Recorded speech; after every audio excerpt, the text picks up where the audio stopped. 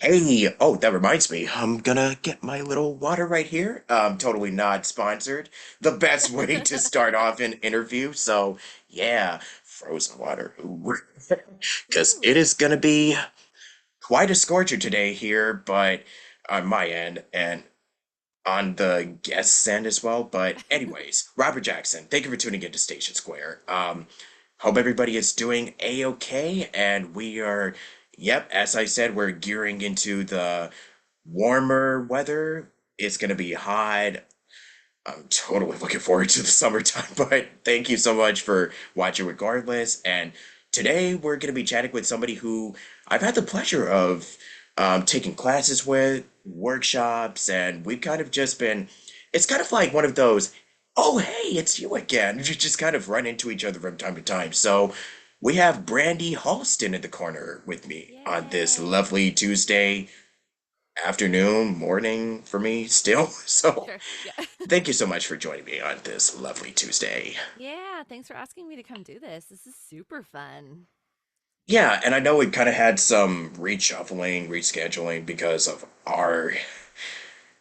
as the life of a voiceover artist, we just kind of have this unpredictable, you know, work that could come in at any time, but it's usually good. I was just telling Brandy that I just went to this conference where I'm probably gonna give him a shout out right now. Autism and Entertainment, where it's a conference that Oh, is like in California. They had it like this past Friday, where I got to meet a lot of people that are on the spectrum that are neurodivergent, and we just kind of shoot the breeze and just talk about acting, animation, and all this good jazz. So if anybody's interested, I know they're probably going to do it next year, so it's definitely a fun little conference to check out. Is also voiceover, and it's probably I guess I consider it to be like my first technically voiceover conference that I've been to. I really? mean, yeah, technically because they talked about acting, VO, and they talked about a lot of different stuff. But I know there's usually ones like that's so VO Atlanta, Yeah. a lot of those conferences. So I guess I have one in the books. That's so cool. What a cool Yeah, concept for a conference, too. Like, that's a really great yeah, meeting point for a lot of people. yeah, totally. So I just want to give those guys a shout out. And give a lot of my love and appreciation to the staff and everybody for putting it all together because I know that it can be fun, but when you go to a convention or doing something like this, it takes a lot of planning, a lot of work, and so much time. Yeah, Yeah. and especially as somebody who just now recently started getting into like casting, directing. I mean, you make projects for fun, like even for passion projects, there's a lot of coordinating that goes into it. So Oh, yeah. 100% just got to keep Yeah. that in mind. That word passion really, really resonates after you work on a passion project and you go, oh, I understand now why they call it that because you do put blood, sweat, tears, and everything of your soul into it. Yeah, So, yeah. boy. And there's times where I would just stay up until like 3 and 4 in the morning just to Yeah. get one video out there. So it is worth it Yeah. though, but get your sleep. You gotta Yeah. get get your beauty sleep, man. Like, Yeah. oh my God, this whole weekend has just been chaotic. But we're back in the game and we're just gonna be chatting because that's what we like to do, just ramble and talk about different stuff. Yes. Yes. We're voiceover actors. We love to talk. This is what we do. Oh yeah, yeah. Yeah. So I guess to start this off, I know that we're just now into 2024 and wait, oh my gosh, it's already April. Like, How? dude, How how is it is it? already April? I kid you not, this was literally January and now here we are in April and I'm just has it really been 3 months? This is just not even real, but regardless, I wanted to ask you, like, Yeah. and I know this is kind of and this is kind of like my go-to question, but how has 2024 been for you so far? Uh, Yeah. 2024 has been chaotic for me so far. hmm Yeah, that's Yeah. a really interesting question. When it comes to just like general life, it's been absolutely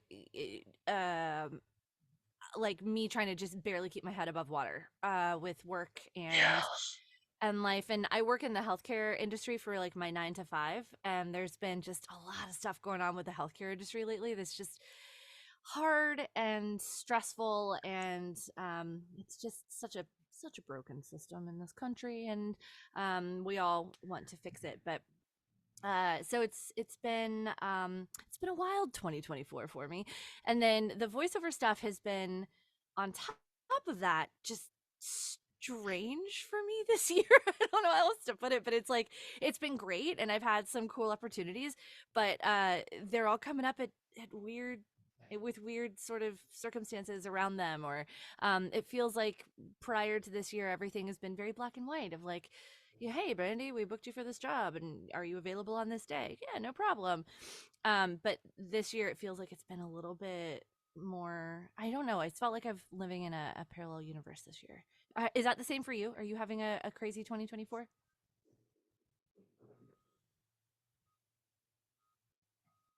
That's a good question. Man, what a question. Yeah, I I'm gonna know throw it I've right back asked at like, you. yeah, how is your 2024? And now I'm just literally sitting down just thinking about it and it's like, boy, what have I not done this year? Yeah, you've got a lot going on right now. Yeah, because I'm sure as some people already know, I've got a new project that you may or may not have auditioned for, but also plug. Um, Totally. and like just doing a lot of restructuring and revamping. Like as of the time that I'm doing this, I'm just now redoing my website. I'm getting demos finished, and I'm Mm, just, gotta get that out there. And I'm also yeah. just figuring out I'm just starting to revamp my YouTube channel and just doing a lot of this other stuff. Now, granted, I had to completely change it a little bit, so all the progress that I did those a couple of years is kind of might be lost, but you know what? Nothing like getting back and starting new on the right foot because Yeah. you know, I don't know what it is for me. I'm just kind of somebody who's always like, okay, maybe this is a little disorganized. Let me completely change it around a bit and Yes. just so it can be more efficient. Like, I don't know what I'm Hmm. going to be doing for my YouTube, but I know it's probably going to be better than it was before, where it was kind of, all over the place, where I didn't really have a structure of what I wanted to do. And Hmm. that's the same thing of what I wanted to do for this thingamajig here for the podcast. So, Yeah. yeah, just doing a lot of revamping, doing a lot of rediscovering, and just Yeah.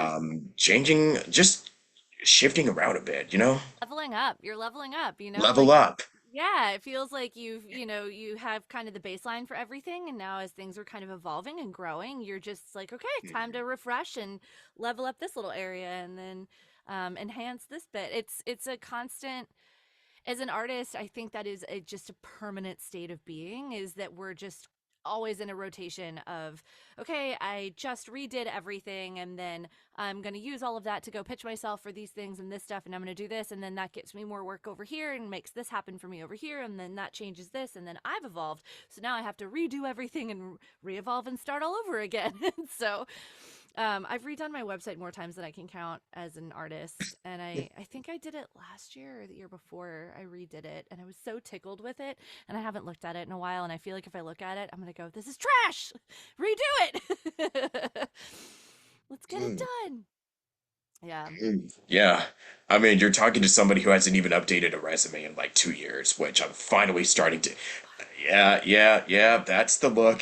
Yeah, Oh, that's the reaction I was expecting. oh, it's just that's a if you don't keep that Yeah. one up, that's a hard one to go back and be like, what did I do? Because whenever Yeah. your feet are held to the fire of like, what would I know you from, or what did you do, or what's a favorite project you've worked on? My brain goes blank, and I'm like, I don't know, what have I done? You tell me, what Yeah. have I done? And then I'll go through that list. No, if you ask me what I've done this year, I would have been like, "Oh yeah, somebody made a video. I'm like, I was in a project, and I'm like, I don't even remember doing that at Yeah, all." Yeah, yeah, yeah. yeah. I I have was like, a Yeah. I have a resume. I'm like nerd alert here that I started years ago when I was like, I hopefully I'll work so much that I'll have like a lot on my resume and I want to be able to remember everything that I did. So I went back and started documenting every play I'd ever done, any commercial I'd ever done, and like I have my resume is like 5 pages long with like the full complete list of everything. I know, which is very cool to kind of reference every now and then and be like, "Oh my gosh, you've done some stuff." But it can be a little overwhelming sometimes when I look at it and I'm like, "Oh my gosh, I've done so much, but there's so much more to do." And like I feel the plateaus that I hit, and it's yeah. So if you ever have it in you to put together your full resume of everything you've ever done, it's kind of fun. Yeah. I know it can also be time consuming, but you know what? That's why you got to keep track of everything. Like Yeah, my, because my brain would just be like, okay, so I guess I'm just gonna record this one little thing, and then like months later it comes out and it's like, oh yeah, did this. I'm like, oh no, that's what they used. Oh God. no, Yeah, and it's always like, yeah, that one thing that you did like months ago, and it's like, I know I did a better take, but I'm just always somebody who's like, because especially when you've started booking more and you've worked on like 20 or so different projects at a time, and it's kind of like, oh man, like, I know I could go back and probably do like a different take on this, but yeah, at the end of the day, it's out there and people like yeah, it, and you it's don't know fun. what react. You don't like that's the thing that I've had to learn. It's like be focus on having fun in the booth and Yes, you're in the moment and not yes, worry about what others think. But and it then you can have to be wash the your hands of it. anxiety.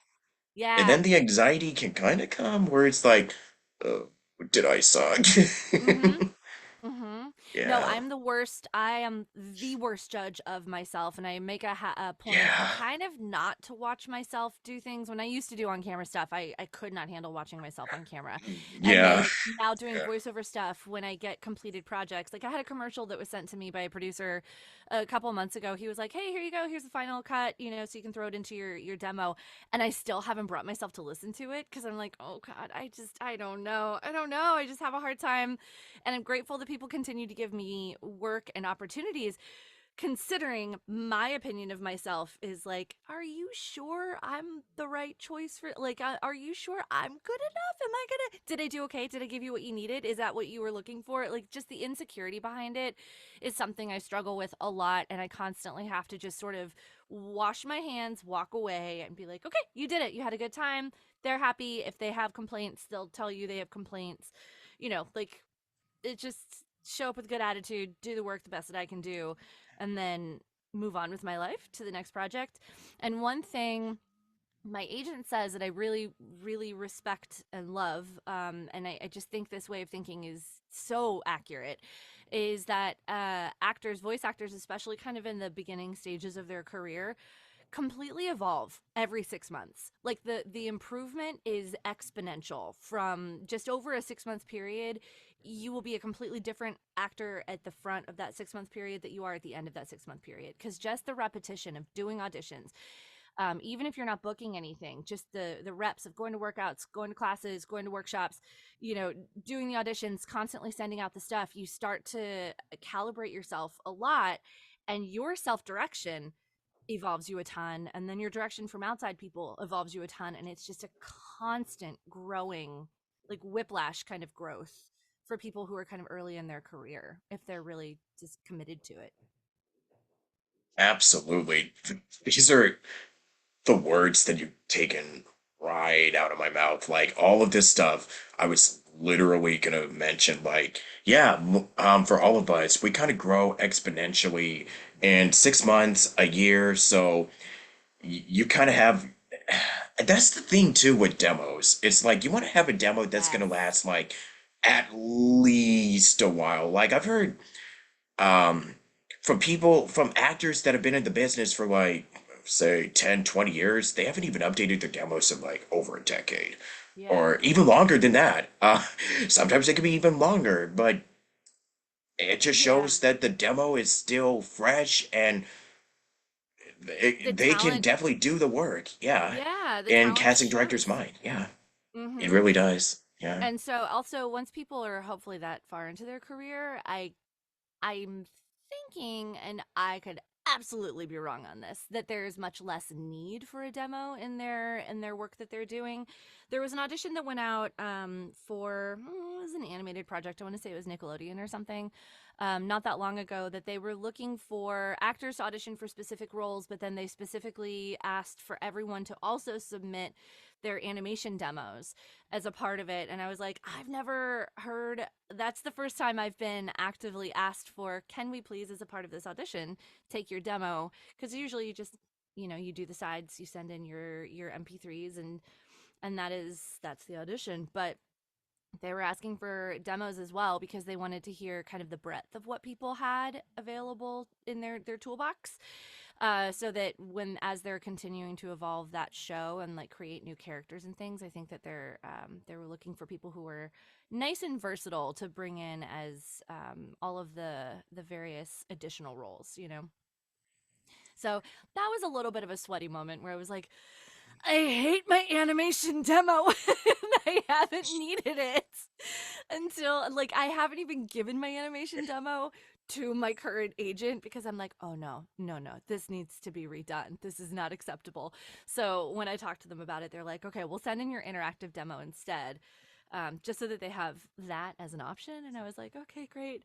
And then my head went straight down to like slamming against the wall, and I was like, gotta get my animation demo updated. So, What was the when did you make the animation demo out of curiosity? at this point, that one was probably 2012 or 13.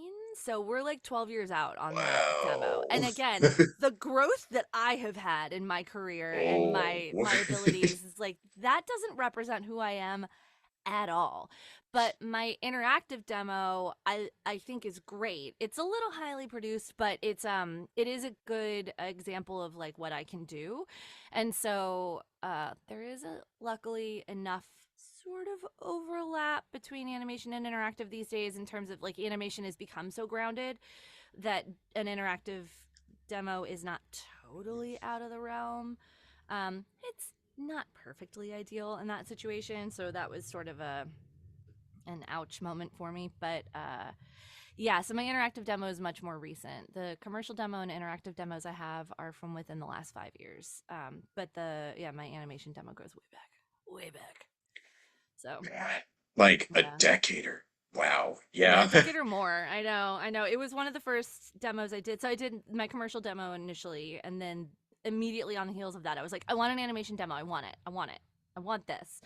And I was able to do it. And it's still in Texas. And so I needed it just to have sort of the variety of I can do commercial, but also I am a character actor. And so I needed to have it so that I could show agents and people as I was trying to build my career, I have more to me than just commercial work. Um, so I'm glad I did it, but also for a long time I've looked at it and gone, oh no, no, no, no, no, that's no. We can just archive that and just never let it see the light of day ever again. So Yeah, just put it in the dark corners of the internet mhm. Wayback Machine or Yeah, stick it something. in my Yeah. scrapbook somehow. I'll be like, what a cute little demo this was. I just have like a jump drive taped into a scrapbook. And I'm like, that's as far as we're gonna let it see the light of day moving forward. So Oh yeah, boy. Yeah. yeah. It's a little Uh, uncomfortable for me to listen to every now and then, but um yeah. yeah. That's kind of the same way how I felt when you listen back to your because I technically have like a placeholder demo until I get like Yeah. an actual animation one done. And that one I did back in 2022. So, Okay. I mean, it's still relatively recent, but I know I'm Yeah. listening back to it and I'm like, you know what? I could probably add some more stuff because I've been booking some more stuff as of late. And, Yes. being on rosters, and people just technically cat I mean it's really a good thing where you send out your demo and you can still Mhm. people keep you in mind for a certain character that they got, which is exactly what happened to me for a couple of times this year, and I'll definitely post them do one of those roll announcements when it comes out, and it'll just be it'll be great. Yeah, it's Yeah. just really fine when What a people great cast you off of a demo, Yeah, and what a great which is opportunity. rare. Yeah. Yeah, super rare, but also what a great opportunity to sort of and again, I'm like an eternal networker.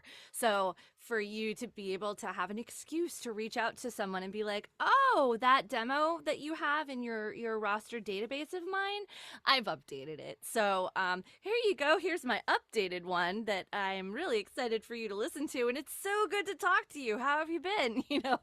So I love a good excuse to be able to reach out to people and be like, "Hi, something new, something interesting." Yeah. Yeah. Um, and we've just been talking a lot about VO stuff. I guess we could just start talking about like anything that we love or we're really passionate about. I mean, VO is one thing, but I know that us as creatives, we often have a lot of other interests and other, uh,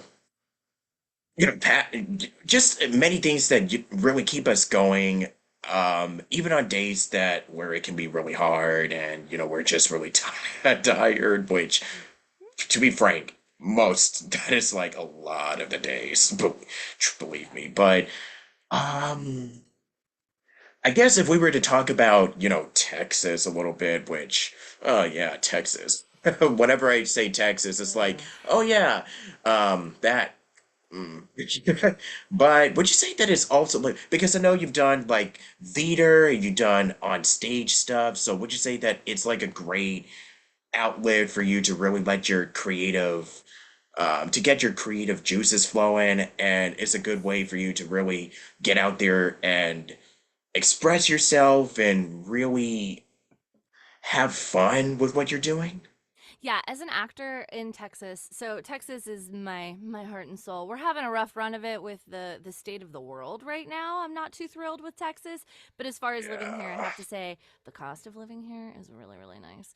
And it's just kind of a mellower way of life. Like it's just a little it can be very very chill. So I do love it here very much, but the artistic opportunities in Texas are wild and just constant.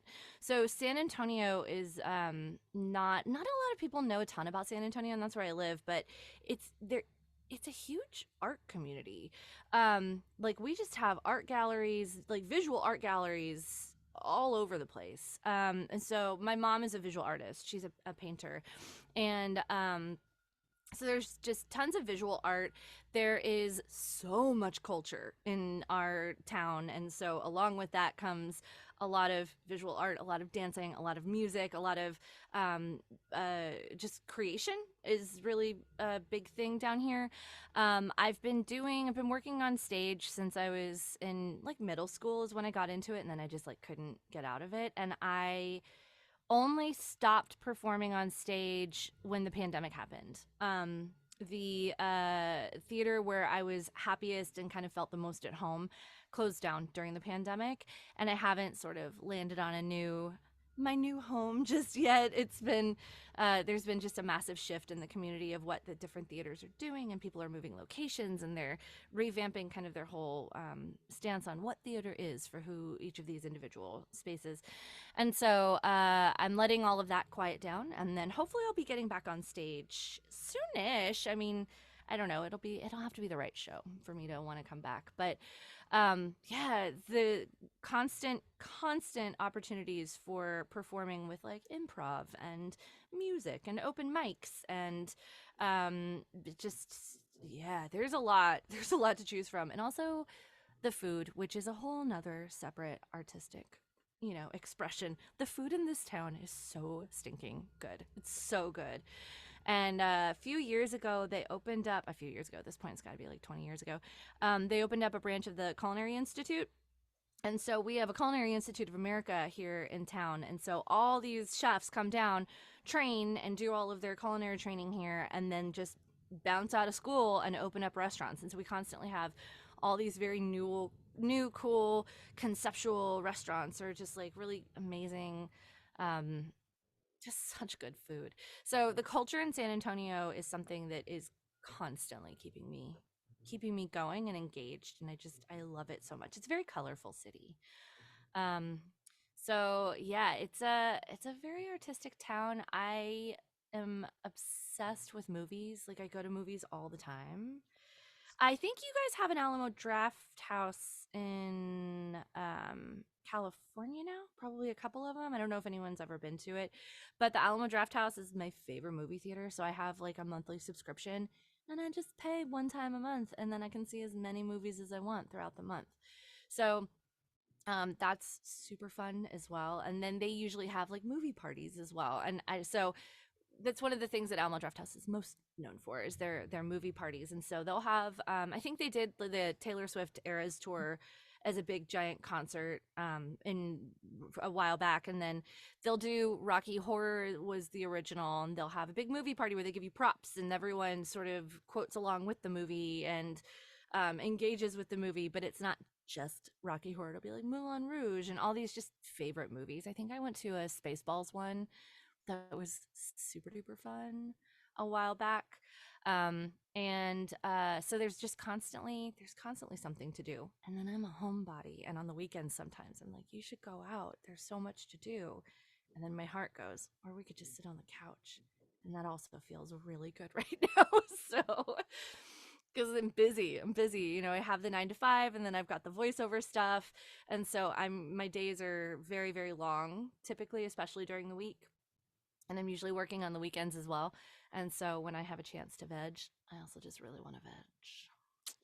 So, are you a bit of a homebody as well? Are you a do you hermit? Or are you more of a go out on the town, engage with the people? It really does depend.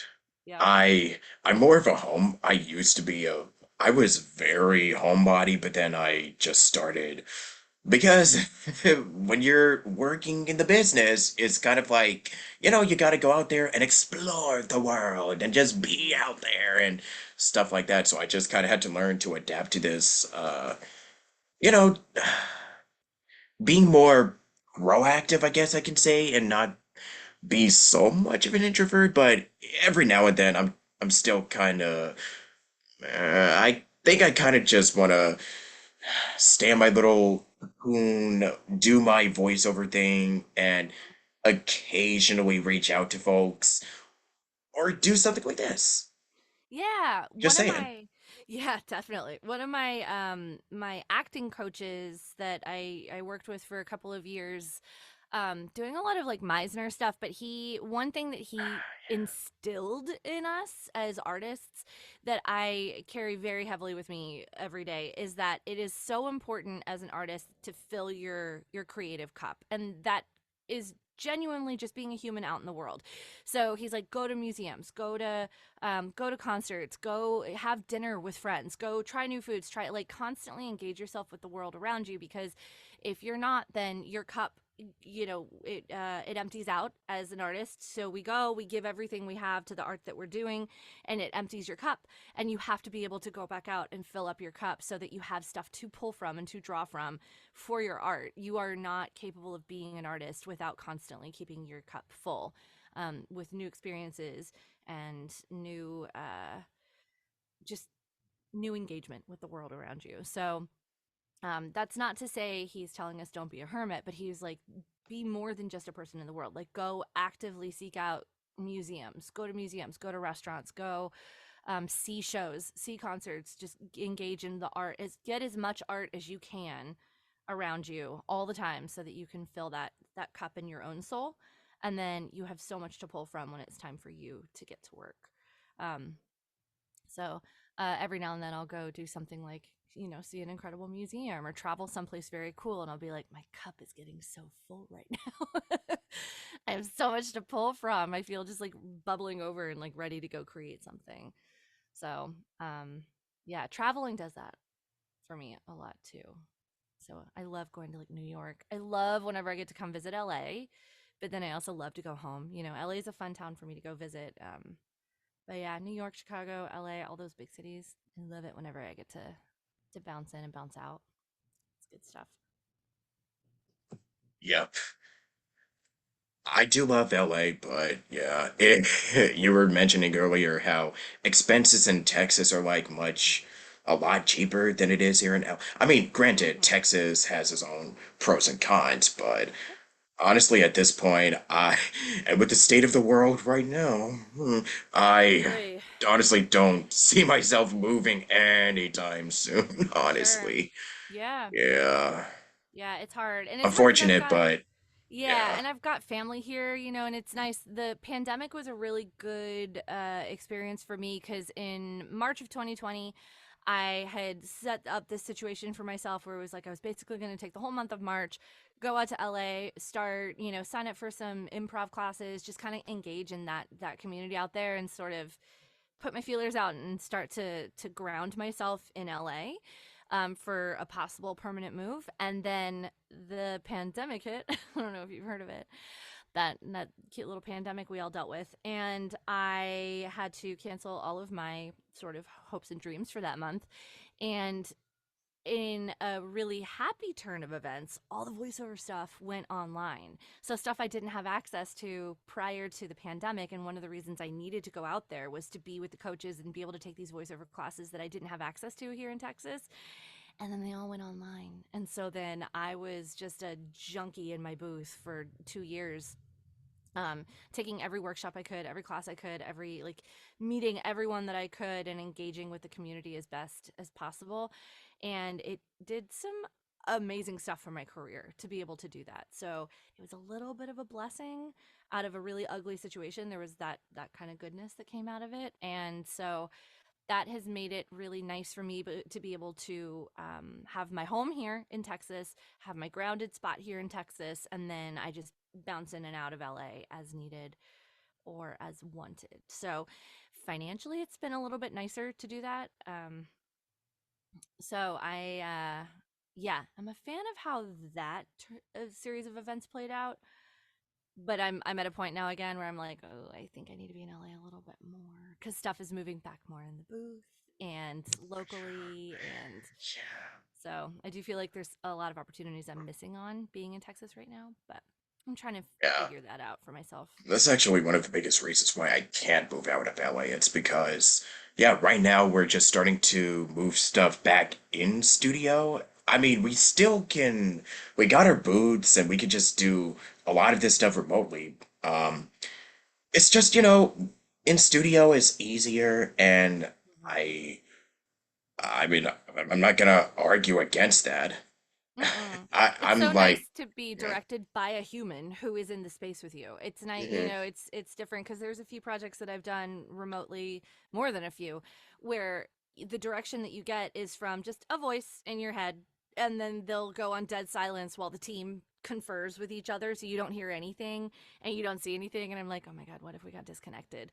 Just because there's no video chat, there's no anything. You're just, you're queued in through Source Connect or something, and so you don't see anyone and you only speak to maybe one person, and you just hear their voice every now and then jumping in to say, all right, we're going to redo that three in a row. And it's just, it can feel a little, when it's done, I just, take off my headphones, turn off my computer, and I just kind of look around, and it's just dead quiet and just me. And I'm like, okay, well, pat on the back. Good job, you. Guess I'll go make myself a snack now. So it's a very strange world that we choose to be in voiceover. It would be great. I miss being in a booth with people. I miss it. yeah. So Um, Oh, looks like we're gonna have to continue this conversation in the next part. So stay tuned for part two of our however long this is gonna take. But um, thank you all for listening, and I'll see you all in pretty shortly. So until then, take it easy, and yeah, have a good one. Welcome back. And yeah, I'm not really sure if we have much else to discuss, but I do wanted to specifically ask you about, your work on stage, doing theater. What was something that that was like one of the most memorable moments, something that really stuck with you and, you still carry with you in the world of voiceover to this very day? It could be a Yeah. lesson, it could just be a fun show, just anything that you've learned being up on the stage that, you bring with you today. Yeah, what a great question. I have so many happy memories of every show that I've been a part of. There's only been a couple where I would say like, "Oh, didn't don't really want to do that one again." But the I for 5 years I worked at a children's theater here in San Antonio, and I say it's a children's theater. It was a very family-friendly theater, so all the plays that we did were based off of literature, and it was a repertory style theater, so we would do like 8 shows a week, and for groups of like 700, like, it was, the audience size was around 650, 700 people. And so every day we had 2 shows a day for school groups, and then we would do shows on the weekends for families. And that was one of the most humbling experiences of my life to perform in front of children, because they are the most unforgiving audience you will ever perform for. If it's not funny, they're not going to laugh. If they don't like the way that you look, sound, or are, they'll tell you. They will straight up tell you. And so after every single performance, we would have to go and stand in a line on the way out to the exit, and like all the kids would come and shake our hands. And so they'll be very honest with you if they were like, "I loved you, you were my favorite," or if they were like, "You're mean, I didn't like who you blah blah blah," or "I saw when you fell, ha ha ha ha," and they literally laugh in your face. So it was a very humbling experience to be held accountable for what worked and what didn't work on stage, day to day, moment to moment. There were times that I failed in, because musical theater was kind of newish to me at that point. I wasn't very comfortable with musical theater. And so the first time I ever had to sing on stage, it was just a crash misery. It was awful. It went really badly, and they pulled the song from me because it just didn't go well. But they gave me plenty of stuff after that. It was just that one particular experience was not great.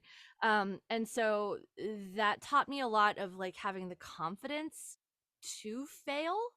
And characters in children's theater are over the top. They're big, they're wild, and I was able to really dive into things that were ordinarily kind of felt insecure. But this group of people on stage, there was so much safety, there was so much love, there was so much support, and there was so much creativity that I really, really, really learned how to, as Kritzy would say, fail fearlessly. So it was really fun to be able to go and do these out there characters. I mean, any animal you can think of, I played it.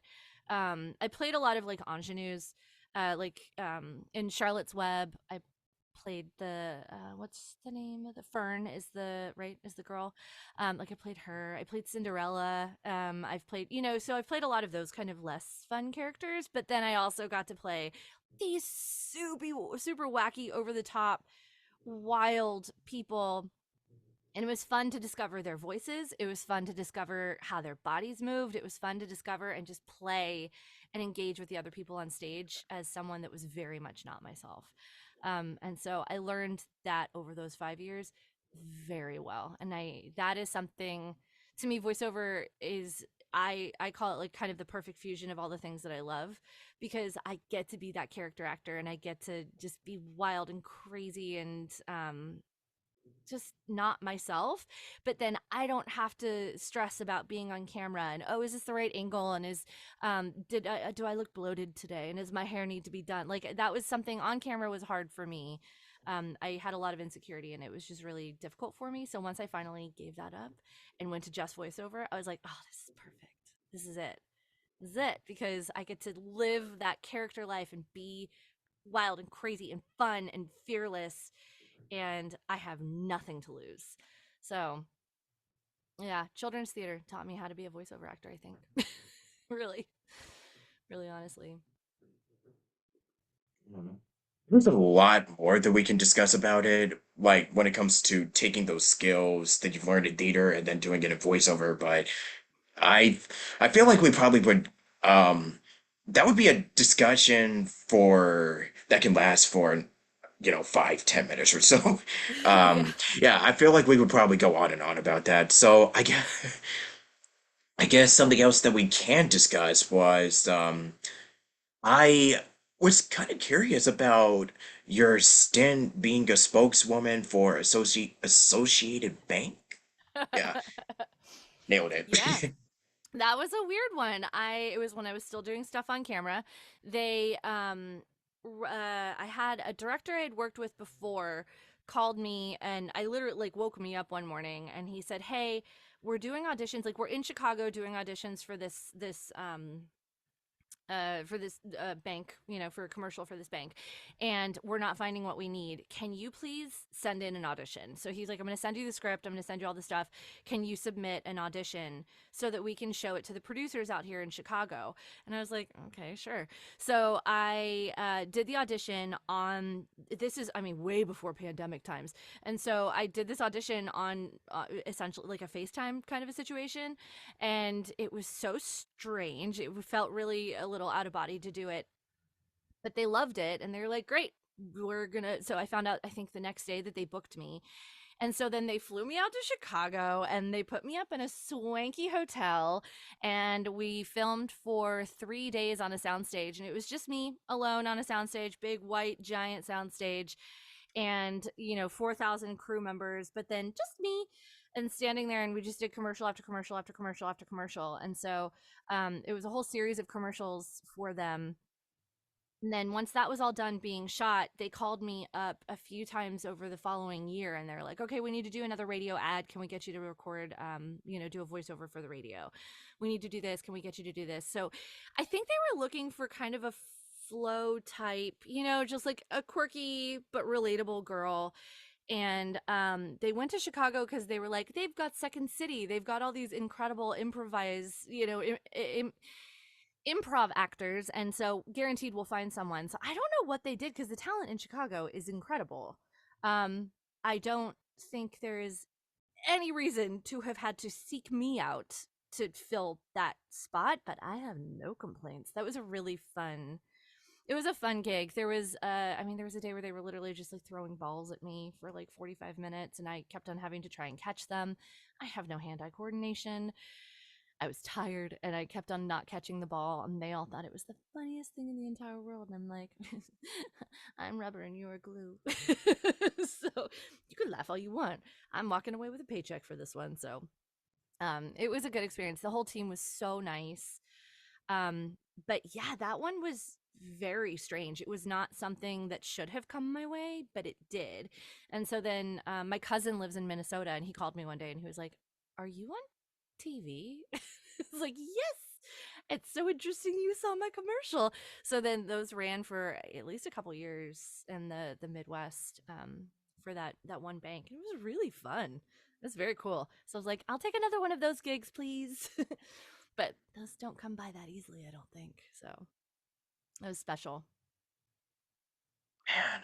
Man, that must have been a pretty exciting. That must have been a really interesting type of It a was. way of, yeah, Yeah, and it was fun that it was kind of a project that kept on giving, and I hadn't really done voiceover before that. And so that was really fun when they were like, "We need you to do these radio spots." And I was like, "Yes, okay, I'll do that." So then being in a booth for the first time, I had no idea what I was doing, just no clue whatsoever. But they were very kind and talked me through it. And yeah, so it was a little wild to do that. And then I think yeah. they sent out an audition for a voiceover not that long ago, and I reached out to one of my agents who had sent me the audition. I was like, "Oh my god, I used to be their spokesperson." She was like, "Stop it, really?" I did not book it the second time. So they've moved on from me. That's fine. My feelings aren't hurt at all, Associated Bank. It's fine. Um, let's talk about something else that gives you joy. Pugs. My pugs. I thought they were going to be a bit of a rowdy mess during this today, but they have gone into total hibernation, I think, because of the rainy weather. And so they are sound asleep all over the room right now. But they're the Nice. best. They're the best. And I studied abroad in England for 6 months. And when I came back, my sister had adopted a pug, and I missed her those 6 months of her puppyhood. But when I met her, I fell so madly in love with her. And so then years later, I was like, I need to get a dog. I think I need like a companion. I'm ready for like to have a pet in my world. And so I ended up adopting a pug, Betty Boop, and she's my best friend. She's my little puggy soulmate. And then you can't have just one. Pug people all know this. Like you get one and then it's a drug and then you get another one and then you go, "Oh, I guess I got to get a third one now." So I have three pugs. And there was a big pug meetup in Austin about a month ago, and I was out of town for it, so I didn't get to go. But they have something like 16,000 pugs that showed up for this pug meetup. Something absolutely ridiculous. And can you imagine walking into a park and it just being a sea of grunting little snorting pugs? That's just heaven on earth. It's heaven. Do you have any dogs? I used to. One ran away, and I haven't had a dog since then. Oh Yeah, I know. no. The big sad. Yeah, Yeah. yeah, they're the best. They just, I mean, they make me laugh all the time. All the time. And one of my sisters is constantly encouraging me to come up with voices for them. But like I don't know why I can't do it. I can't come up with a voice for my dogs. But they're just my perfect little bundles of joy. They bring me so much joy all day every day. I love that you cyber stalked me to find out these I mean, gotta do my research and also things. do my little bit of, okay, so what is this one thing that not too many people talked about? Okay. Yeah, I feel like I'm on Inside the Actors Studio. You're gonna suddenly be like, "So, this one professor of yours from back then." What? No. Yeah. Oh my God, dude. Okay. Oh boy, watch somebody do this to me, be like, okay, so how is it like doing that one da da da da da? And I'm like, I have no recollection of doing any of that one. Like, did I do that? Did I? Did We I were actually talking. do that? Did we? Yeah. In my job yesterday, I was talking with one of the other doctors, and she was like, "Yeah, this one patient. Don't you remember this patient?" And I said, "No, I have no idea who you're talking about." And usually, I remember all of our patients, so I was like, I don't have an idea of who this person is." And she pulls up a picture of him in his chart, and she was like, "This guy." And I was like, "Yeah, no, I'm blank, totally blank." And then she said, "Come on, he was the one who, did this and did this and did this." And I was like, "I know you're saying things that I should remember, but I have." No recollection whatsoever of this human in my life. And so I think every now and then I just black things out. I'm like, I don't need to remember that person. And so I just didn't. Self preservation. My body goes, yeah, you don't need to remember him. But yeah, I'm really good at forgetting things. I'm very, very good at it. Which again, voiceover is great for that. You don't have to memorize anything. You don't have to just read it, play. Yeah, Yeah. And I'm just sitting there like, man, what was something that I did like last week? And you know what I'm right? saying?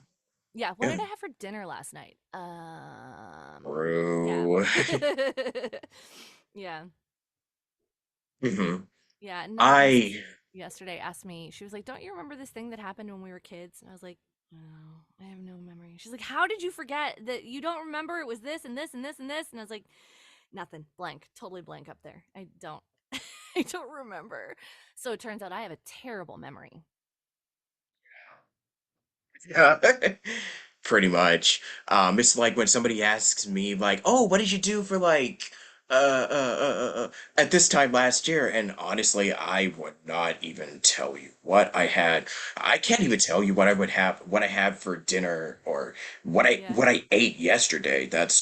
Or That's the like way I after am. like Christmas break, you go back to work or you see someone that you haven't seen since before the holidays and they'll say, "Oh my gosh, how were your holidays? How was everything? What did you do?" And I always end up sitting Remember? there just kind of staring off into space. And I'm like, hang on, I know I did something. I know we celebrated somehow by doing, oh, what, I don't know. And I just can't come up with it. I'm not great on the spot. I'm really bad. So, Yeah. yeah, it's funny. Yeah, totally. Um, So I actually did go online, and the Alamo Draft House, it's right at the heart of downtown LA. What? It's the best. I love the Alamo Draft House. I love it. I love it. It closed it kind of closed during the pandemic, but one really amazing thing that they did is that they were renting a whole theater for I think it was $250, and the $250 you could bring as many people as you wanted, and you just had to buy like $50 worth of food on top of that. So for $300, basically, you could rent the entire theater. So we would get together a group of like 10 people, and then just go watch the movie, and then we would all order because they have meals. So they'll bring you drinks and food and all that stuff. So we were just like, we'd go have dinner, watch a movie for $300 with like 10 of us in the theater, and it was the best. And then once the pandemic ended, we were like, hey, we'd like to rent the theater again. And they said, oh, that'll be $2,500 or something crazy. We're like, cool, cool. I guess we're not in pandemic times anymore. You guys are whatever. Okay, that's fine. That's fine. We'll just go with all the normal people. We'll go with the normal people to a normal movie, a normal time. Ugh. But it's the best. It's great. The people there are really nice. Their previews that they do before the movie. So they'll have regular previews, but they also have their own pre-show that they do, and their pre-show is usually the weirdest kind of YouTube videos, homemade things, clips from movies, clips from old movies and TV shows, and it's all related to the movie that you're going to see. So like it'll all be themed based off of the movie that you're going to see. So if it's you're going to go see the new Batman movie, they'll have all these like a whole 30-minute pre-show reel that's entirely like Batman related, and it'll show like claymation stuff, and it'll show, and it's wild. It's really trippy. Um, Man. yeah, it's good. So go to the Alamo Draft House if you get a chance. I'm not. They don't pay me for this. In fact, I pay them. So that's just how much I love it. Love the Hmm. Draft House. Totally not sponsored, by the way.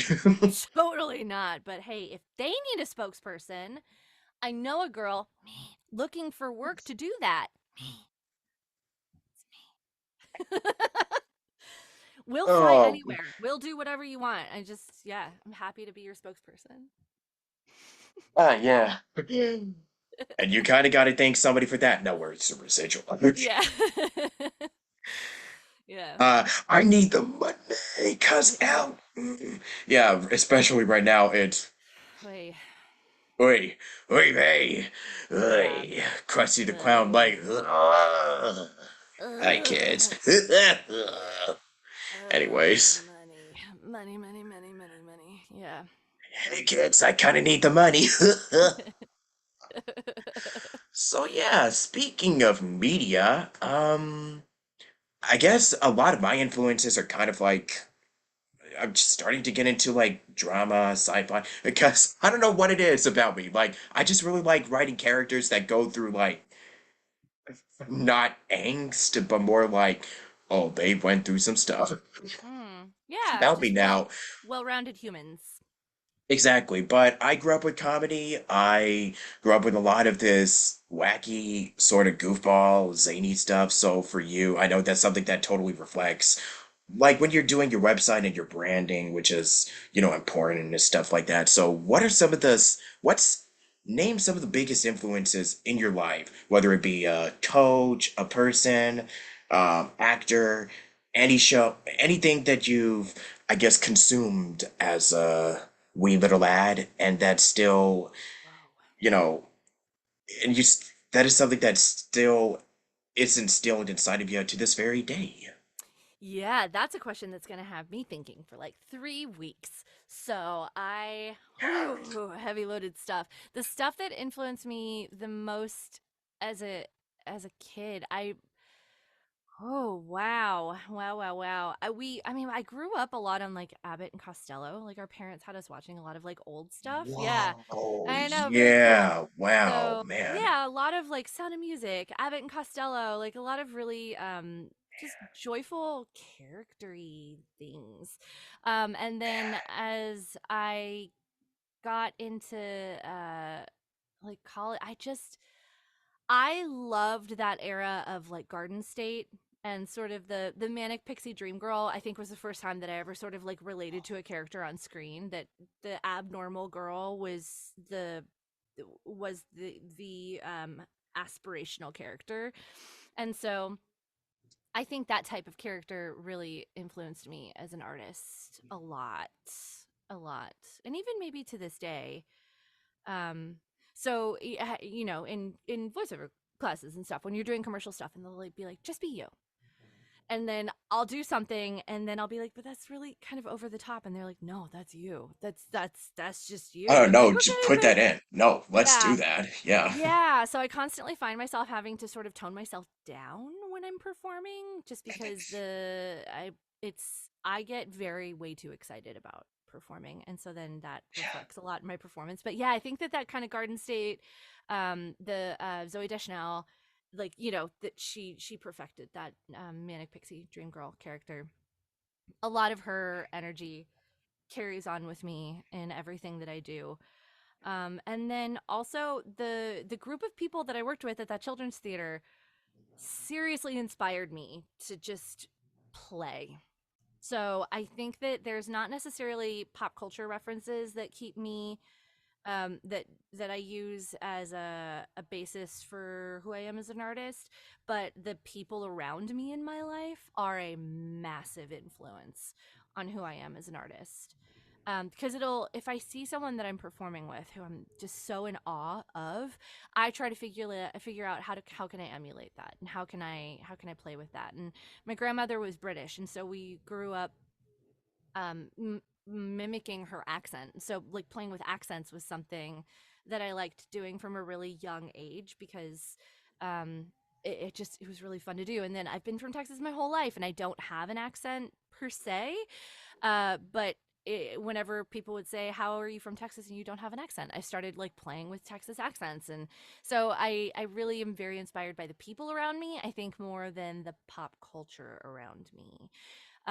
There's stuff that I see that I'm think I would kill to be a part of that project. I want to be in that. Like Mad Men was something that while it was out, I was like, man, what I wouldn't give to be a part of Mad Men. What Well, I would. when you say that, you mean like sneak up to them like Freddy Krueger style, or like Jack Nicholson in The Shining, like, where's Brandy? I'm here. I most definitely reached out to the casting director for Grey's Anatomy years ago, personally. What? And I was Wow. like, Okay. hey girl, I really think I'd be an excellent fit for this show, and here's why.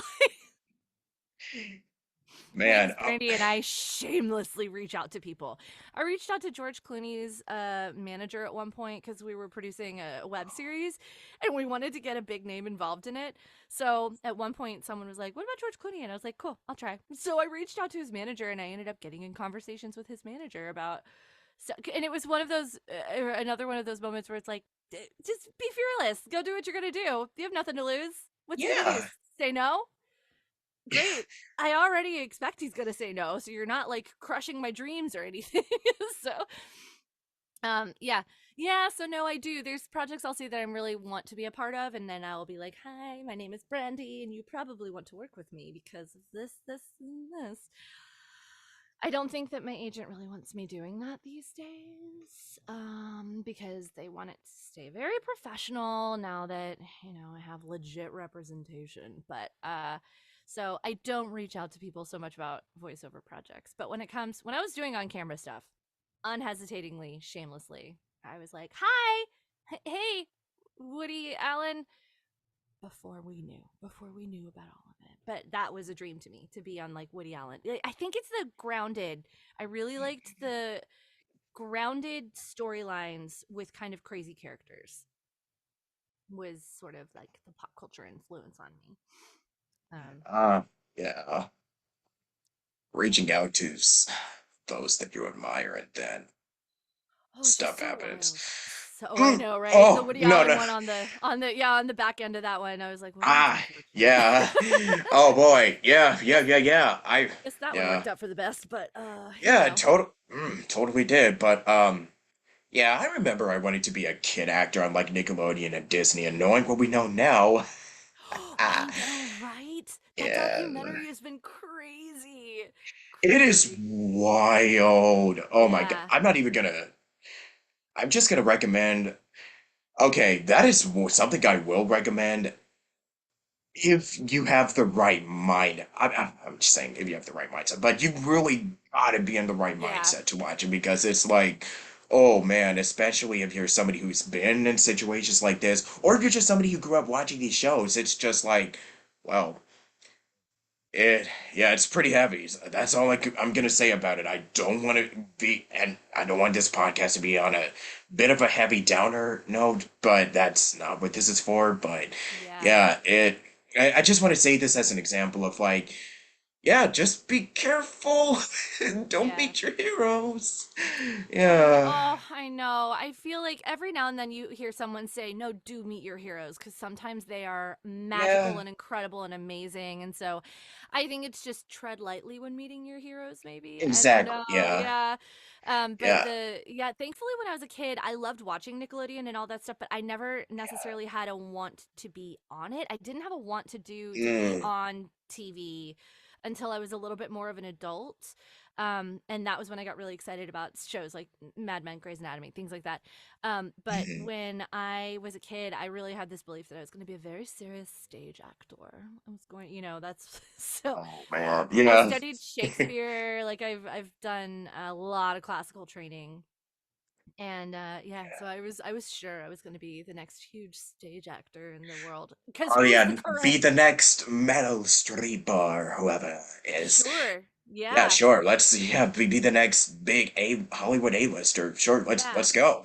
And then the The older I next get, Denzel Washington. right. And then the older I get, the more I'm like, be the next Brandy, Brandy. Be the next Yeah, you. just be Like just you. yeah, Yeah, get the work that's right for you. You don't need to be the next anyone but yourself. exactly. And so, Yeah, yeah, now I'm just a nerd for my own career and the jobs that I get. exactly. Because I mean, look at me. Like, look at this. Look at the stuff I I got know, in I my love it. back. And I specifically wanted to be in my room because that's who I am. I mean, Yeah, like, I'm just a nerd of a connoisseur of a lot of different. Like, look, I met actors before, I love it. with Mr. Keith Silverstein over here. So, yeah, he's always like here in spirit. And Yeah. Tony Oliver. I got Batman behind me, and I still have more down here. So, yeah, I just grew up watching stuff like Animaniacs, Yes. SpongeBob, and now just starting to get into shows like Avatar, Gravity Falls. So it's Yeah. these shows that kind of simplify of who I am, just shows that I like watching well-rounded characters and still get immersed Yes. into the jokes, comedy. That Yeah. was pretty much who I was. And you gotta mention, I gotta bring up, classic Looney Tunes and, Yes. the voice actors.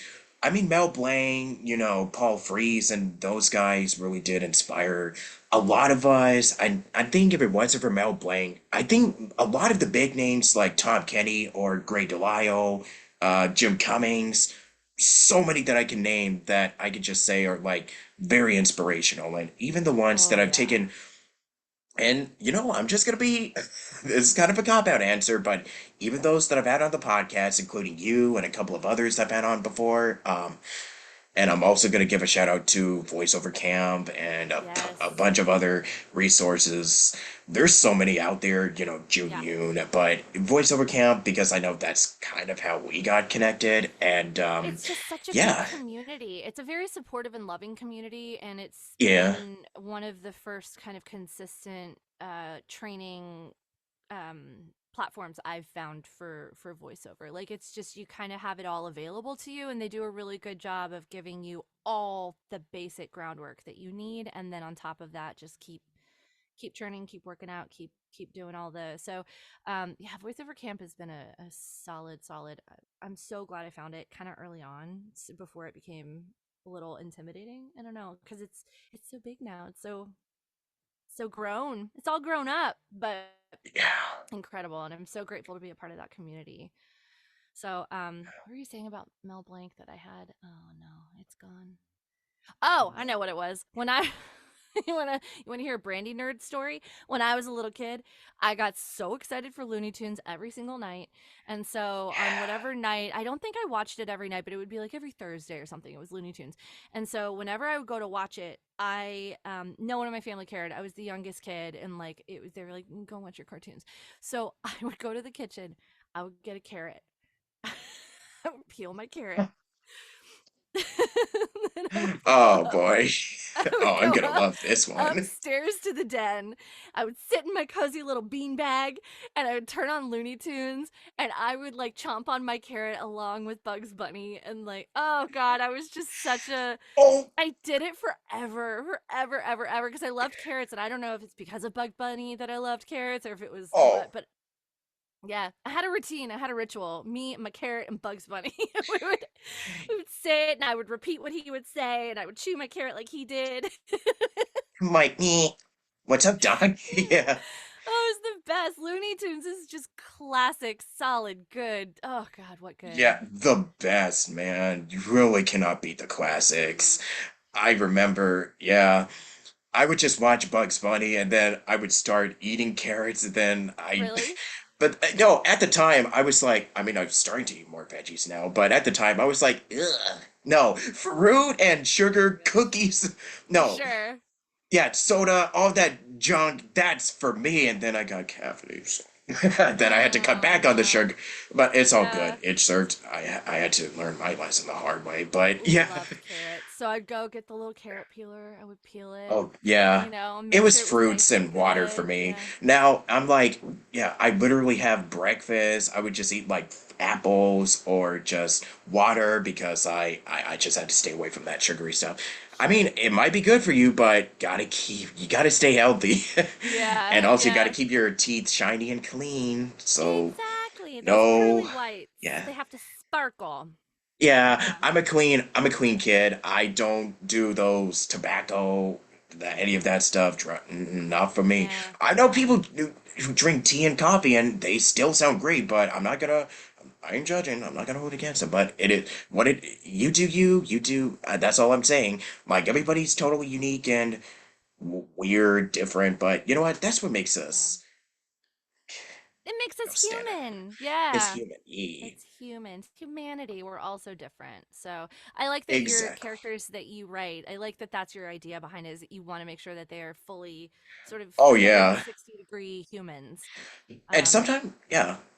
It is really interesting that you brought that up because I want to make characters that are like, um, what is something that makes them tick? What is it? I like to find the why, the how, and just consult with other writers that I might be working with. So, yeah, a lot of this stuff I just am learning to just be like, oh, these characters are like, just gag, laugh a minute, stuff like that. I just want to make them, um, I guess, relatable, but also kind yeah. of human. That's the most Yeah. important thing. A lot Yeah. of the anime stuff I've seen recently, and this is Yeah, anime. specifically Yeah. like auditions that I've gotten, have been some of Mhm. the best, most fleshed out characters. I mean, Yeah. it's Yeah. so I get these sides to do these auditions and I'm like, "Please book it. This is what an actor's dream to have a character with this kind of an arc to it and they're just so they're yeah, who I don't know what's happening in that world right now and if this is always how anime has been and I've just missed it. Please tell me, but gosh, the stuff that I see coming through for anime projects these days is just juicy, good, amazing storytelling. It's great. It's great, great stuff. They're definitely going for a more cinematic because when you Mhm. play Last of Us video games and Mhm. when you watch certain anime, they're definitely going for more cinematic, natural, grounded performances. And I mean, I'm kind of the suck. I'm a nerd who's kind of like I grew up with the 90s, 2000s sort of like, blah, animated all over the. I was Sure. recently rewatching the I'm gonna date myself a little bit. The Toon Disney, the Disney afternoon stuff, or like the classic Cartoon Network, Nickelodeon, like Mhm. I was talking about, and a lot of those performances have characters that are very. I know that they're starting to push more into like having these characters that can be really fun and bouncy, but still have these Mhm. believable human qualities to them. Like for Mhm. example, I mean, it's especially it was the case. Like one of the first shows that I've watched when I was a kid that had like these really grounded cinematic performances was Batman, and also Oh for yeah. Avatar. Yeah. Um, oh yeah, I gotta say this: two big inspirations. Mark Hamill as the Joker, Yes. and God rest his soul, Kevin Conroy. Like he was really the one. Yeah, I mean, there's a lot of actors that I really enjoy for their interpretations, but if you just ask anybody who are the definitive Batman and Joker, it's always these two, without a Yeah. doubt. Or for live action, is people say Michael Keaton or Christian Bale or Huh. with Joker, yeah, they usually go to Heath Ledger or Sure. even Jack Nicholson once again, bringing him Right. back. But yeah, to me, it's always Kevin and Mark to me, and Yeah.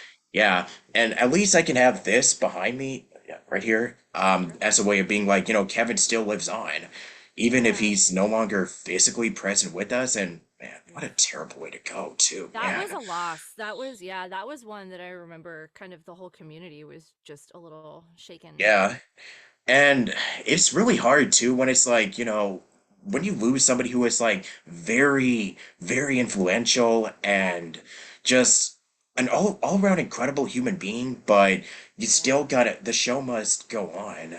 Yeah. And I know that you can have your time of mourning and grieving, but for me, I still had stuff to do, but the whole day, I was just, I Who's almost kind of, so, I'm sorry? who's voicing Batman now? Who do you know who's doing I have Batman? no idea. Right. I mean, we have like, there's a lot of other Batman actors, like, Mhm. oh, Roger Craig Smith, who is Oh, Sonic now, and we have other actors to do Batman, but, and I know Troy Baker yeah. was the That's Joker right. here and there. Yeah, Yeah. Troy, yeah. And we've had different Jokers every now and then, but to me, yeah, it's always those two that I would hear as Sure. Batman and Joker.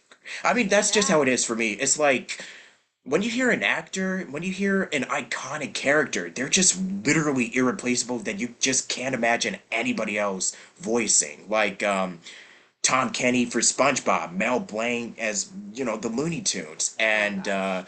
Rob Paulsen as Yakko, Pinky, Rob many Paulson is different. Yeah, genuinely anything that he would get his hands on. Just what a exactly. he's just Dude, magic. he's just a sweetheart. And I just saw Yeah. his show for the Animaniacs Live when it was over here, Oh not too yeah. far from where I live. Yeah, he does the show with Mo, Maurice Yeah. LaMarche, another big one, and also Randy Rogel, who, oh my Yes. gosh, I think he wrote Yakko's World for crying out loud. And I Yeah. think Randy was one of the main, biggest voices, and it's such an integral part of the original show that honestly, I don't know where Animaniacs would be without these three in Gosh. particular. Like, I God, know. Jess, Tress, all these actors that was actually one of the shows that inspired me to be a voice actor. Really? Yeah, yeah, Animaniacs, Nickelodeon, SpongeBob, and Yeah. also Avatar. I think any show that was directed by Andrea Romano, who, Oh, yeah. yeah, I think Yeah. that's kind of like one of the biggest ones. Yeah, Andrea I think it was was like kind of what got me Tiny into. Toons. Yeah, Tiny Toons was a little bit Yeah. more in the realm Yeah. of the stuff that I was like, yes, that's what I want to do. Oh my God, Yeah, that's Charlie right. Adler. I've been wanting to take Yeah. his classes, but they always sell out and it's expensive. That's what Yeah. happens when you're a legend. When you're a legend, it's hard Yeah. And to. I've talked to folks that do coach, like, oh, and speaking of Looney Tunes, there's Bob Bergen, Yes. and I also recommend Richard Horvitz, there's Crispin Freeman. There's a lot of great coaches out there that, So that many. are definitely worth it. Yeah. Oh boy.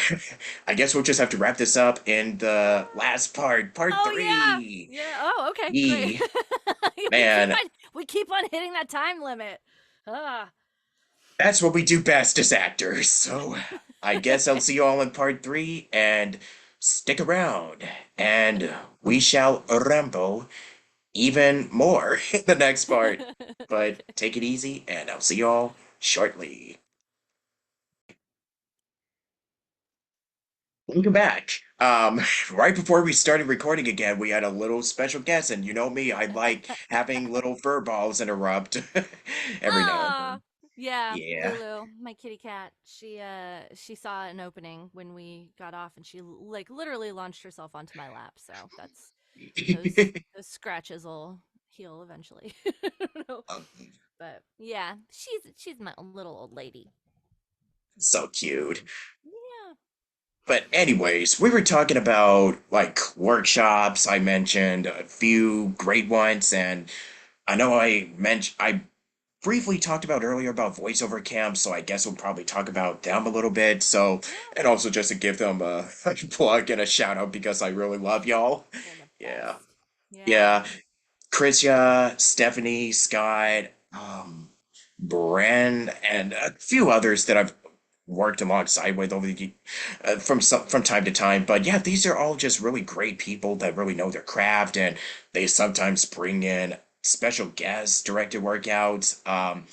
I think recently, if I'm not mistaken, Eric Bauza did a guest workout Ooh, I feel just like you're recently. right. Yeah.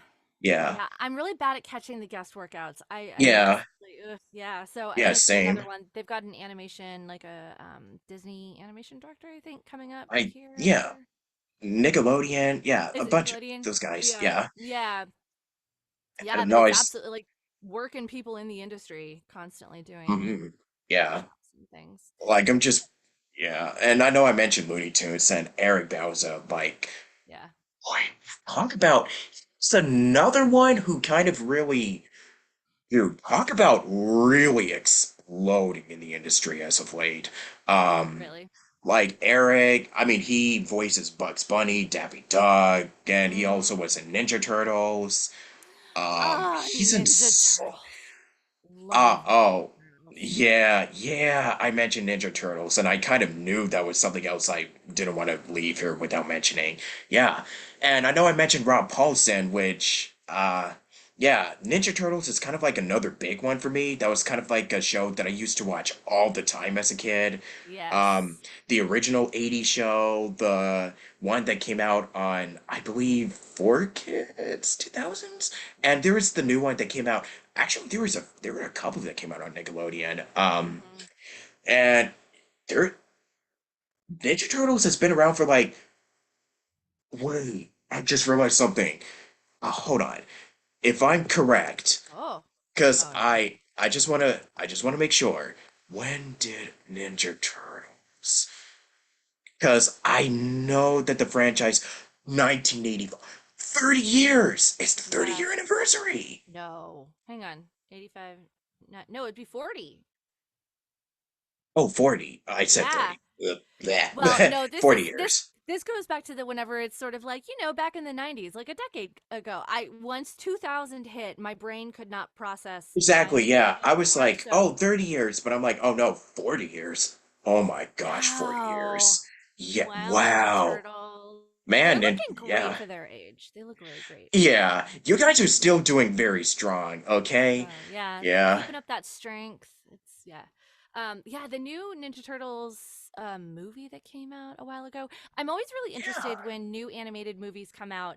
I immediately go to IMDb and I'm like, I want to see the cast. I want to know who's doing what. Oh, who is And it? Who's who? Yeah. honestly, and I don't know. I can't remember for that one, but I do get a little frustrated with Mayhem, that's it. Yeah. who is it? It was Mutant Mayhem. Oh, yeah. Mutant. Yeah, yeah, yeah. Yeah, That's the yeah, one. the new Yeah. one. I get a little frustrated with a lot of the animated stuff that they're doing moving forward that they just keep on putting name actors in a lot of those roles because I'm like, there's so much talent Yeah. in the non-famous community, and I do understand that having those names helps them get those projects up and on their feet. And so, there's a large part of it that I do understand, but every now and then I get a little tired when it's just from top to bottom just a star machine for an Yeah. animated movie that'll come out, and I'm like, but there's so many people that you so many talented people who do this as their permanent full-time job, that would just kill in something like that. So I get excited when I get to see people who don't necessarily have an A-list name doing an A-list animated project. Like I get just stupid excited. And it's often people I don't know, and I'll be like, I'm so proud of you. I'm so proud of you for like rising above. You did it. So yeah, but thankfully there's so much work to go around these days that people are just working, you know? So whether you have a big A-list name or not, people are working steadily, and that's really nice. Yeah. Although if AI has its way, Oh, we don't talk about this. don't talk about Yeah. that. We don't talk about AI. Do, do, Don't talk do. about her. Yeah. But yeah. Anyways, going back to what I was saying. I think VoiceOver Camp is a really great resource if you wanted to work with, the cool. I call them the cool kids. But if you want to work with, very, and it's very affordable too. I can talk, but yeah, they're very, affordable, and these guys just really rock. I'm just saying this right now. I'm just saying. Yeah, Real Voice Yes, LA is another great the one. best way. If I go in, Continue. Van, the Voice Actors Network, but those are harder classes to get into. Because you Yeah, got, yeah. have you ever tried to get into a Van class? I mean, every time I would try to get into a workshop, I'm just like, oh, do I have something else booked or just time, money, stuff like that, Yeah, which I'm starting to get better they'll with. say, well, the Voice Actors Network, so they'll say, "Hey, we're launching our clinics tomorrow," and they'll post that on like social media. And then the next day, when they launch the clinics, you don't know what time they're going to launch them, but you'll get an email saying, "Hey, we just launched the clinics," and then you got to go over to that website within seconds of that email coming in and just grab a Mhm. class without looking at the date or the person. You just kind of have to grab a class, put it in your cart, and then check out because otherwise you're not going to get in. It's 12 spots in each class. They do like 4 classes a month, and those clinics fill up in about like they fill up in less than 2 minutes typically.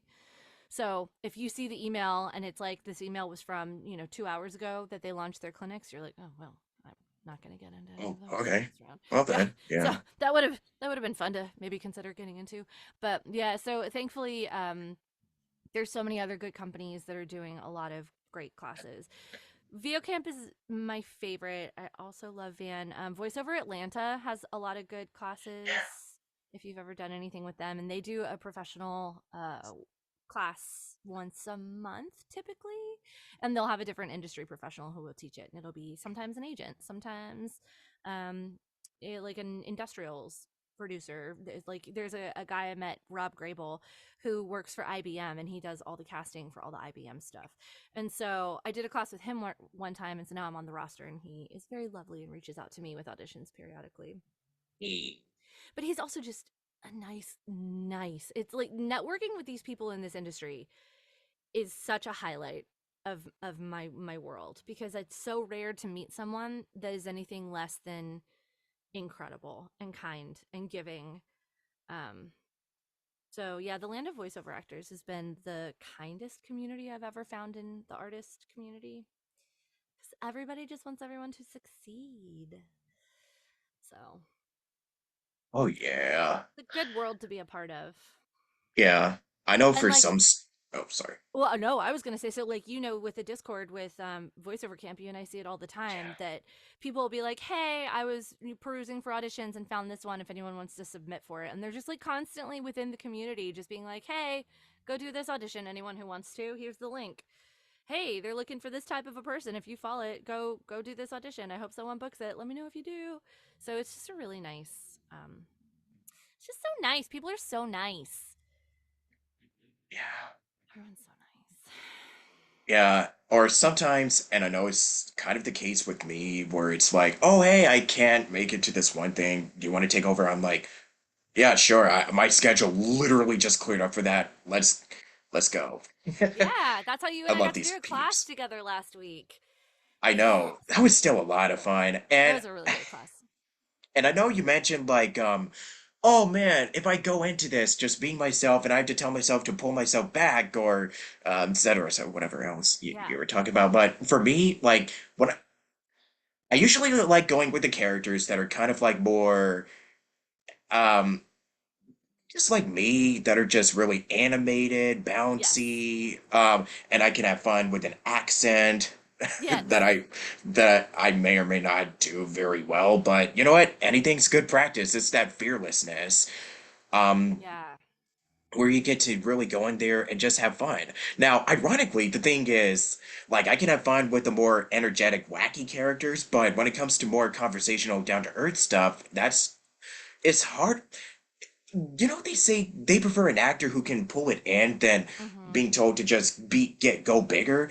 That's Mhm. kind of the opposite with me, where I have to be told like, maybe we could just pull it in for this one line, where it's kind Yeah. of like, oh yeah, just be zany and crazy, just sound like go Hanna-Barbera or Looney Tunes with. Yes. Yeah, I Hanna-Barbera, that's mean, another big one for me.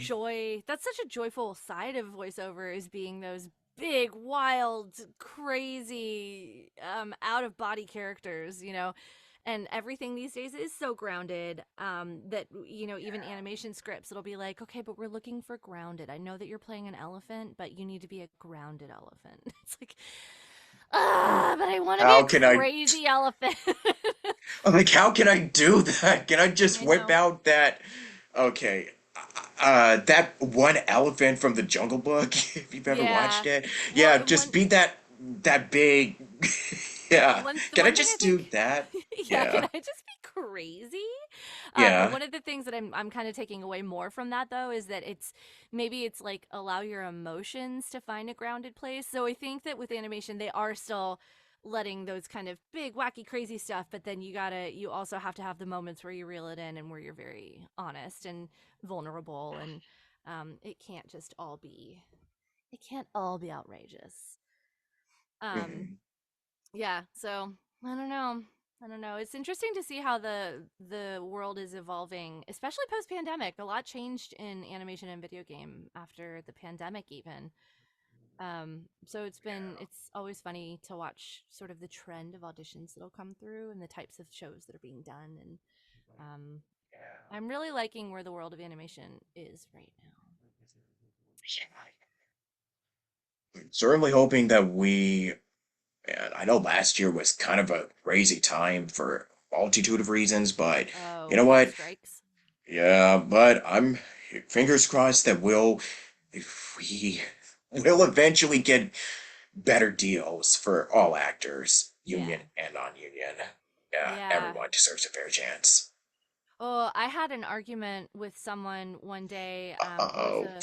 It was a friend who was saying, "Hey, I've got this project I'm working on. I don't know the world of performing, on camera. I don't know what that is. So, what do you think is a fair rate based off of this being the project?" And I told them what I understood to be a fair rate because based off of my experience, working non-union, on a project, and understanding how much reach the project was going to have, and so I just kind of gave my basic assessment of what I thought that the a fair rate for that project would be. Would I thought was about 1,200 would be kind of a high end, but that would be just like a permanent buyout for it. And they were like, that feels really expensive for hiring an actor. I was thinking more along the lines of like $200. And I'm like, great, I'm sure you can find an actor who will do it for 200, but you're asking me from, my 15 years in this business, what my personal experience is to tell you what's a fair rate. I'm telling you what's a fair rate. And they were like, well, you could just like go and get like an influencer and they would do it for free. And I'm like, and again, then go do that. and, and they Oh don't my necessarily work for free, goodness. but at the same time, I'm like, I don't know what you want from me because you asked an opinion. I was so happy to give you my professional opinion, but I'm like, clearly you're looking for something different than what you're pitching to me because I don't think you're going to find what you're needing for the rate that you're willing to pay. So it's interesting how quickly people want to undercut because they're like, it's only like an hour of your time. That's it. That's all you're doing. And I'm like, well, you're asking them to write the script, film the script, light the script, costume the script, have the creative talent in the script, pull the props together. You're asking them to do literally every single thing on their own. And then you want to own that property as a part of selling something in perpetuity, and you're telling me that you want to pay them $200 for their time when you're going to be making piles more off of it. So I don't know why you think that that's not worth paying an actor, like if you're looking for an actor to get to. So it's really interesting to hear what people's perspective is on what an actor's time is worth. And I think that in voiceover has been also a thing where it's like, oh, you could do this in 10 minutes. You can record that script in 10 minutes. You don't need I'm not going to pay that much for Man. it. So the rates that people pay are often very, very low. And when it's someone who's doing like a passion project or, coming from nowhere, I'll do anything for free. If you're coming from a corporation and asking me to do something and then saying, this is the low, low rate we're going to pay you, I'm like, would we say that's fair? would we agree that that's Just, maybe a little undercutting my value? surely if you're a company that's been at this for like how long? I'm just saying. Yeah. Yeah. I don't know why this made me think of it, but another crazy reach out I had is I keep on reaching out to NASA on LinkedIn. I'm like, hey guys, What? do you need a voice for Okay. do you need a voice for like a NASA museum or something? I'm gonna get my dream. My dreams are all gonna come true one day, Robert. Okay. Well, that's something you don't hear every day. For Yeah, yeah, yeah. yeah. Reach out to NASA's space shuttle. Let's Why go. not? Yeah. Why not? Why I'm not? sure they have someone who does the countdowns, but they also guaranteed have museums and things where they need. And I love space, so I'm like, I would love to be a part of like a NASA. Yeah. I mean, I'll do the HR hiring video for all the yeah. new hires. I'll You do know what? whatever. You know what? Now you got me thinking, because I actually was interested in space, and I did write stories about space when I was a Like, kid. So who are the companies you want to work with? And I'm like, I would love to exactly. work with NASA. I'm not smart Yeah. enough to be a scientist with NASA or to do any of that kind of, but I can Yeah. I can lend my voice to your projects, NASA, and I'm here whenever you're ready. Yeah, it's like me at 7, 8 years old. I was like, "What do you want to be when I grow up?" I want to be a NASCAR driver. I want to Right. be a yeah for NASCAR. But I'm like, it's still a possibility. Hey y'all, if you need an announcer. Exactly. Exactly. Yeah, Exactly. yeah. Yeah. Boy. I love it. So let's see. So we're going to chase our dreams in 2024 is what we're going to do, Robert. We're going to dream Yeah, big and we're going to yeah. keep Dream chasing them. big. Have all these grand, big ideas, and just dream big, go big or go. There is no such thing as no. We already get a no by not reaching out to anyone. So I'm Exactly. just going to keep on gently nudging and Yeah. saying, hey, Mhm. hi, I'm here. I'm here whenever you I want to mean, work. that's exactly what I'm about to do after we wrap this up. Just reach out to folks. Start cold calling some people. Yeah. Cold call. Yeah. I'll just be like, hey, yo, we met at this one event. Would you be okay if I just mosey on in here and be Hey, you never know. ding? You never Yeah. know. Yeah. There's a way But to do it yeah. where you're not being obnoxious. There's Exactly. Yeah, respectful there's a ways to way to sort do of, it. Yeah. yeah, there's ways to do it. Keep it short, keep Yeah. it sweet, to the point. Yeah. And We talked about the biggest challenges and hurdles of doing this full-time professionally, our hobbies. Um, let's see, I don't know if I asked you this, but what was something that you look back on and it really invigorated your love in being a creative artist? hmm. Mm-mm-mm-mm-mm. I'm not sure. So, give me a fake example. What would be like look back on something that I had done in the past, or look back on like a project that just lit a fire under me. I did a web Yeah, it could be series. both. Yeah. Yeah, I did a web series that my sister and I wrote. And High my praise. friend, yeah, my friend Sarah Adams, is one of the funniest and most creative and ambitious people. God, I just adore her.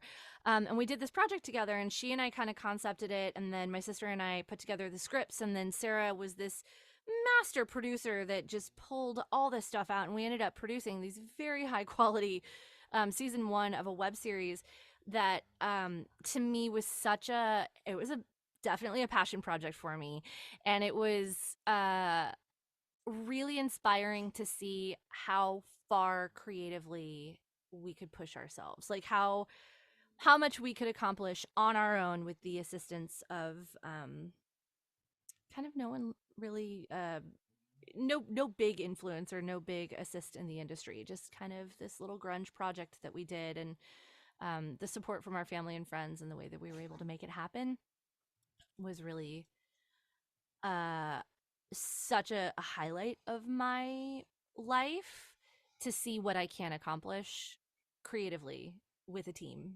when really putting my mind to it. So that's something that I constantly look back on, and I'm like, girl, if you could do that, you can do anything. You can do anything. Because that nearly did me in. It nearly killed me to get that project done, but boy, was it satisfying. I don't know if that answered the question, but Yeah. yeah. Yeah. And then you're working on your passion project right now. Yeah. So you'll get to have this whole beginning, middle, and end experience of that. And Oh it's yeah. exciting. It's exciting. Yeah.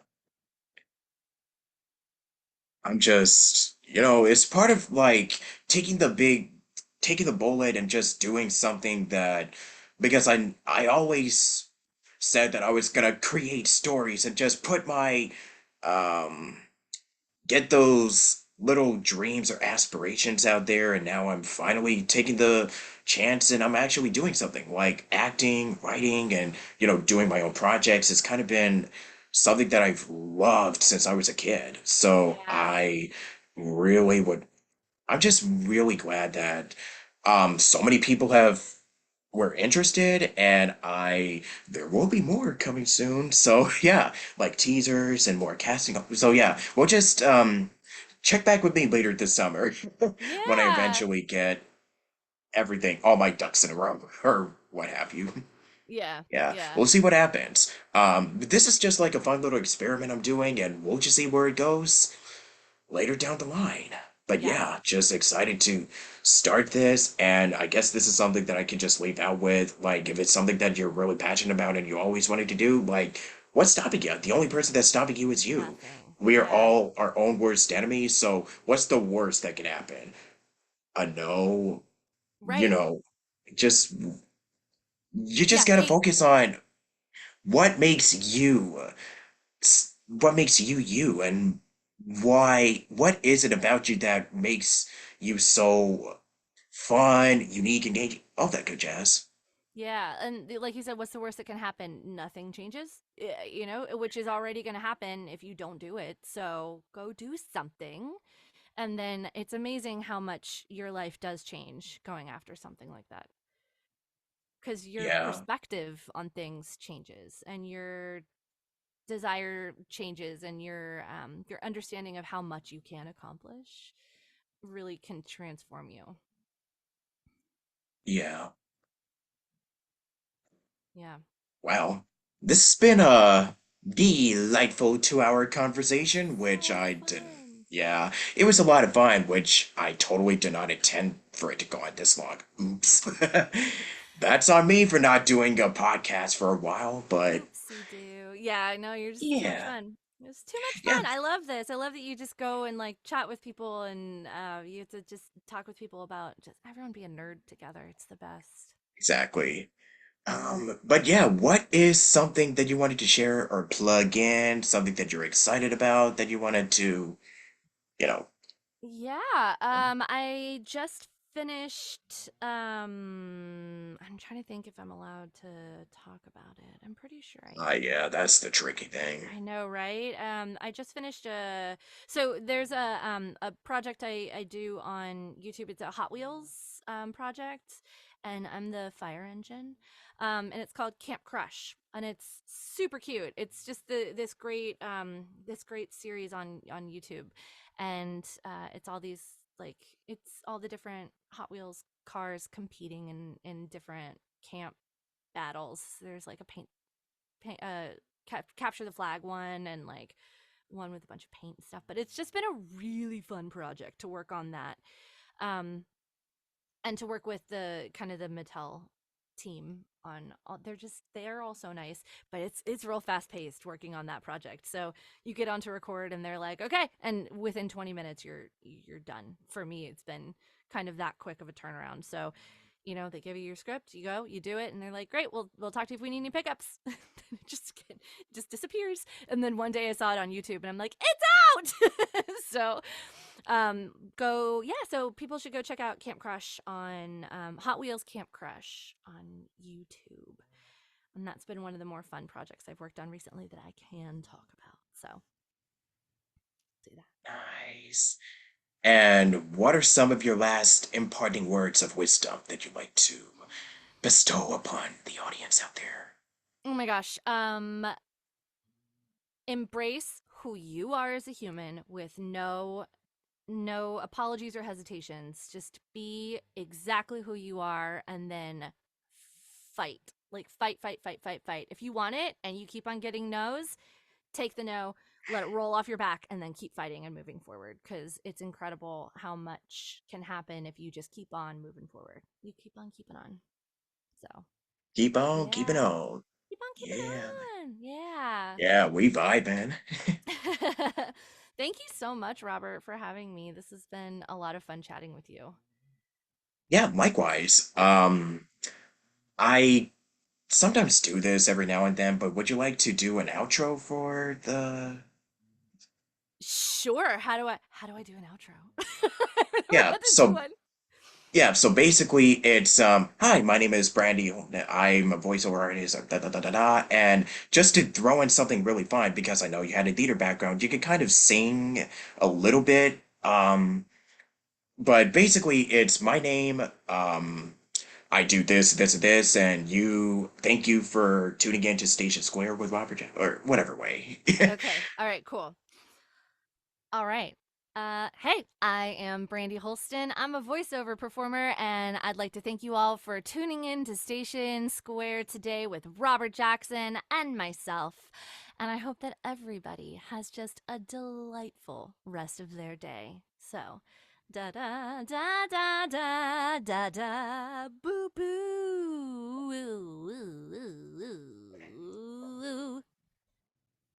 Bop. Boom! Got it on the first take. Yeah, Sure, that's sure. always. We'll say we got it. No, it's silly and fun. But yeah, thank you so much again, Robert. This has been great. Yeah, I can't really think of any last words, but Awesome. thank you for watching, and yeah, this should be going up at.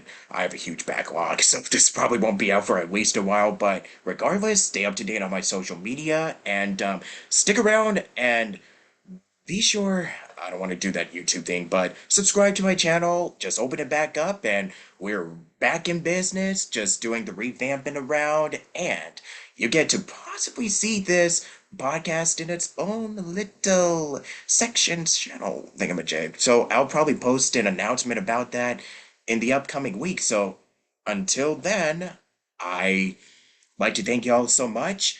Thank you once again for sticking around after all this time. Oh my gosh, this is gonna be fun. It was great. Yeah, 3 parts. Well, Yeah, better longer than ever, I guess. I don't know. yeah, yeah. We got a lot of good discussions out of the 2 hours that we've spent doing this. So thank you for watching, and stick around for next time at Station Square. This is Robert Jackson and Brandi Hollsten, and we shall bid you adieu. So goodbye, good day, do. Goodbye, na na na na na. Goodbye. Hey, goodbye, goodbye. Woo! Sayonara. Bye. Bye.